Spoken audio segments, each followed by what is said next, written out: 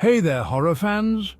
Today I've got a bone-chilling tale for you that'll make you think twice before your next mountain hike. Imagine the crisp air, the beautiful vistas, and the lurking horrors that await. Let's dive in. It was a crisp autumn morning when my friend Jake and I decided to hike up into the old abandoned mountains. We'd heard rumors of eerie structures hidden away from the usual trails, but curiosity got the better of us. Armed with our backpacks and a sense of adventure, we set off.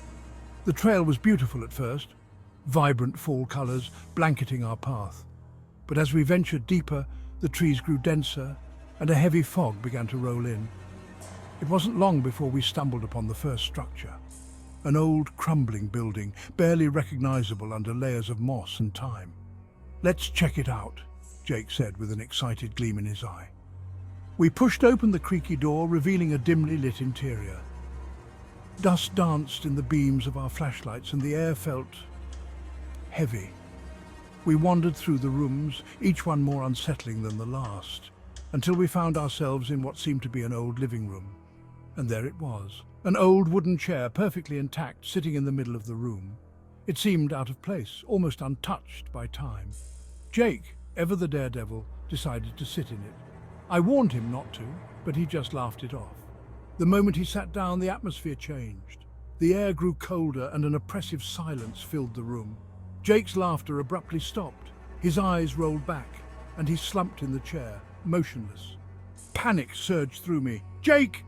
Jake, wake up!" I shouted. Suddenly his body jerked upright, but it wasn't Jake anymore. His eyes, black as night, stared into my soul. A guttural voice, not his own, emerged from his lips. "You should not have come here."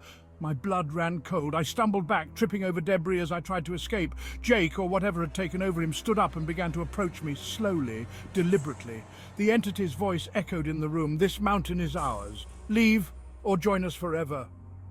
I scrambled to my feet and ran out of the building, not daring to look back. The forest seemed to close in on me, every shadow a potential threat.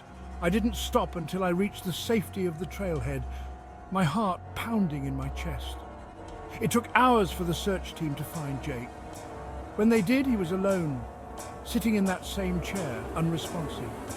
He's still in a catatonic state, and no one knows what really happened to him up there. So, if you ever find yourself hiking in those old, mysterious mountains, remember this story. Some places are forgotten for a reason. Stay safe, and maybe stick to the well-trodden paths. Thanks for listening, and until next time, stay spooky.